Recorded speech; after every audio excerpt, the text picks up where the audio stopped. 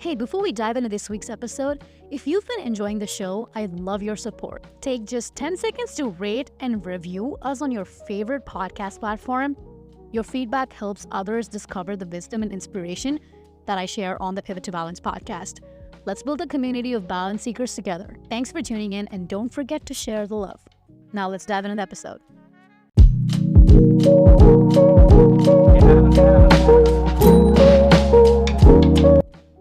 Hello and welcome to the Pivot to Balance podcast. I'm your host, AK, and I hope you're doing well. In a world that pulls us in a million different directions and with a billion distractions, finding balance can feel like an ambiguous quest. Join me on this podcast as I try to navigate life's twists and turns with mindfulness, purpose, and grace. In each episode, we will dive into topics like self-care, personal growth, mindset shifts by sharing practical insights, stories, and maybe even interviews. Get ready to pivot, to recalibrate, and find your balance. Follow the Pivot to Balance podcast, and I will see you on the other side. In today's episode, we are going to talk about the art of saying no. And I've been thinking about this for, not a long time, but recently I've had these opportunities where I could say yes to them. Even like simple things, simple meetings, simple conversations with people. And sometimes, the feeling of, I want to take this on, but I don't know if I have the bandwidth, not the time, but the bandwidth to take this on. And that can give you such a feeling of, oh, am I doing too much? Am I acting like I'm a big person? Why do I have to say no to this? What if this is actually a big opportunity that can actually change my life? That feeling comes to me every single day. And saying no can be incredibly challenging, especially in a world that often equates busyness with success and encourages us to be always available. I'm someone that likes to be available at all times. However, the ability to say no is such an important skill that can significantly impact our lives in various positive ways. So let's break down why it's so important and how it influences different aspects of our lives. To truly understand the power of saying no, let's take a brief understanding. Let's go back a little bit in time and look at its historical context. So in ancient times, like caveman period, human survival, it depended heavily on being a part of a community, right? So early humans, they lived in small groups or tribes, and their chances of survival were a little higher when they worked together, when they traveled together. And being isolated would often mean that you're vulnerable to predators, starvation, or anything else in general, right? As isolation was just not a concept back then. So saying no or even hearing no in such a tightly knit community could have serious repercussions. So saying no or hearing no in such a tightly knit community can feel like your entire life is just, it's done, like you're done with life. There can be serious repercussions. And refusing to participate in communal activities or being rejected by the group could mean that you're being excluded, which in turn increased the likelihood of death. I can't speak to the mindset of the people back then, but I think this is what it would mean. So which is why, humans, we are social creatures. Social bonds are incredibly important. It's such a significant pressure to conform and say yes to maintain group cohesion and ensure survival. So what does it tell us? We still have a little bit of this inside of us, right? So fast forward to modern times, so we live in right now. Our brains are still wired to seek social acceptance and avoid rejection. Take Instagram, for example. Hey, because you listen to the Pivot to Balance podcast, I'm going to let you in on a little secret. If you love marketing, analytics, business concepts, plus you're into personal growth and productivity, I've got something special for you. I've been working on a newsletter for the past couple of years, and it's launching on June 2nd. Be one of the OGs by signing up at anushakhannan.com/email list. If you're wondering who Anusha Khannan is, it's May. AK stands for Anusha Khannan, so don't miss out. I'm super excited about this. Now let's get back into the episode. We want to see those likes. We want to see those story views. We want to see people telling us that, hey, you look beautiful. Hey, you look good. We need that social acceptance. We need that affirmation. We need that validation from people. And you know that I like neuroscience. So if you don't know, I'm going to tell you, I like neuroscience. And neuroscience has shown that when we say yes to something, our brain releases dopamine, the feel-good hormone. This makes us feel happy and accepted. similar to how, our ancestors felt secure in their communities. However, constantly saying yes can lead to stress and burnout, especially right now. So when you take the prefrontal cortex, which is the part of the brain responsible for decision-making and self-control, indicates that saying no helps to reduce cognitive load. So I have talked about this before, that I don't believe in multitasking, right? Because I believe that it seriously affects my cognitive load. Like I sometimes overload it so much that I just stop functioning. My brain just stops working. So by refusing additional tasks, our brain can focus better on existing commitments, leading to sort of like an improved efficiency and less mental fatigue. I mean, the last couple of years, especially for me, has been like I let myself be pulled in all directions, to be completely honest. I talked about this on my TikTok video recently. If you're not following me, go and follow me on TikTok. I was thinking about how I often say yes to anything that comes my way because I don't want to miss out on any opportunities. And I think psychologically, the act of saying no is empowering, to be completely honest. I've recently had this one situation where I do coffee chats on LinkedIn, and I've just not been able to take on a lot of coffee chats these days. Not because I don't have the time, but because I don't have the bandwidth. There's just cognitive overload happening, and I just can't handle it. I work full time, and I run 2 podcasts, and I do a lot of different things, and I'm not complaining. I love doing all of these things.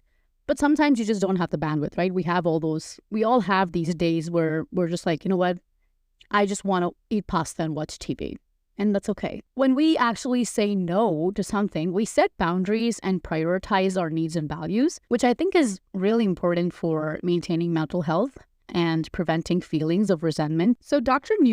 Susan Newman, a social psychologist, suggests that saying no can boost our self-esteem. It basically helps us assert our needs and reduces the guilt and anxiety associated with overcommitting. When I say yes to a lot of things, I sort of start feeling guilty, like, am I even doing this for the right reasons? And there's just a lot of thought process that comes with it, which I just don't like anymore. So by saying no, we kind of build these healthier, much meaningful relationships based on mutual respect and understanding. So often when I say no to someone, when I say no to certain tasks or something, it just makes me feel like you're not that big of a deal of a person. You're not that big of a deal. You're not that big of a person. Why are you saying no? You can say yes. Maybe your yes can help them in some way.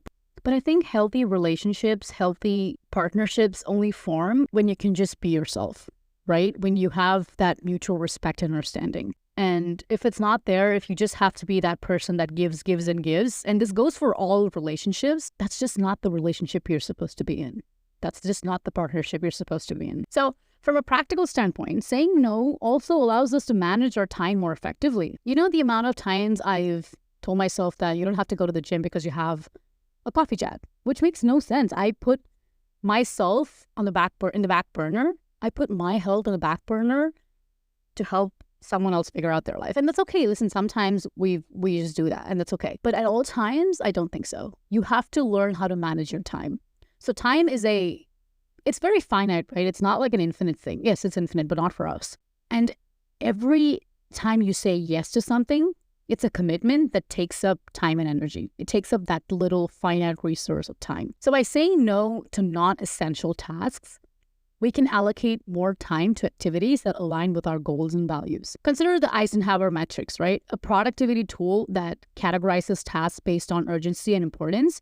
Saying no to tasks that are neither urgent or important frees up our time to focus on high priority activities. So this approach can actually give you a lot of improvements in productivity and goal achievement. So thinking about productivity and focus, I might have talked about this before. There's this book called Deep Work by Cal Newport, which is one of my favorite books in the entire world. So deep work is the ability to focus on a cognitively demanding task. So let's say that you need something that you just need to focus on, a task that you need to work on, a person that you need to talk to, and it's going to take up some time.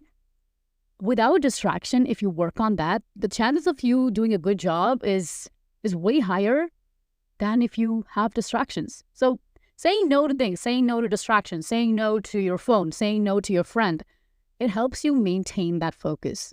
It minimizes interruptions and allows us to sort of dedicate our full attention to the tasks that matter the most. I like doing deep work because I feel like I've accomplished something. I usually go to a cafe, put my headphones on, and I work for about 2 to 3 hours. I don't know. There's something about working at a cafe for 2 to 3 hours that when I'm done, I'm like, wow, I would have never done this at home. I mean, I swear, I would have never done this at home. I have thought about this so many times. When I'm at home, even though I live alone, I have my own space, nobody's there to distract me, but I still sort of don't do that dedicated work. But when I go to a cafe and I start working, it helps me. But for a lot of people, that might be the opposite. They might feel like, oh, I need to be at home in my desk and my laptop and then work. So whatever works best for you. All of this is cool. But here are 5 things to keep in mind when you're trying to say no to something. The first thing is assess your priorities. Before you commit to anything, consider how it aligns with your goals and values. If it doesn't, give yourself permission to say no, because you don't have to say yes to everything. And sometimes, yes, you have to go a little bit outside of your comfort zone to explore things, but know how to balance that. The second thing is practice polite refusals. So you don't have to be harsh or rude. You can say phrases like, I'm honored, but I'm afraid I can't commit to this right now. Or you can say things like, thank you for thinking of me, but I have other priorities at the moment. Or you can say, hey, thanks for understanding, but this is what my schedule looks like. And we can talk about this later, or I'll get back to you when I have the time, or something like that. The third thing is set boundaries. Be very clear about your limits. Like I said, let people know your availability and capacity up front to manage expectations. I always have a calendar for everything. Like, people can book time on my calendar. So it's not like you have to ask me anything. You can go ahead, check if there's any time there, and book time to talk with me. But the only catch is, if you book marketing meetings, I am going to cancel them. If you're going to sell something to me, I'm going to cancel them. Just letting you guys know, just letting everybody know in case someone's planning on doing that. The fourth thing is use a decision-making framework. So like I said, tools like Eisenhower Matrix can help you determine which tasks you need to decline and which ones you need to accept. The fifth one is self-reflection. Make it a daily habit to reflect on your commitments and evaluate if they're serving your goals. And keep adjusting them, right? Because sometimes we think that, wow, that opportunity was just like the golden opportunity. But then a week later, we think about it and then we realize that, nah, this is not what I want to do. This is not aligned with the goals that I have for myself right now. And that's okay. So in conclusion, learning to say no is not just about turning down requests, not saying no to opportunities or something like that. It's about valuing your time, your energy, well-being, and creating a life that aligns with your true priorities and goals. So just make sure that you only say no when you think it helps you become a better person. It's not a refusal. It's just a step towards a more balanced and productive life. And that's what I got for you for today's episode. I hope you liked it. Now go grab a cup of lemon water, and I'll see you in the next episode. Bye.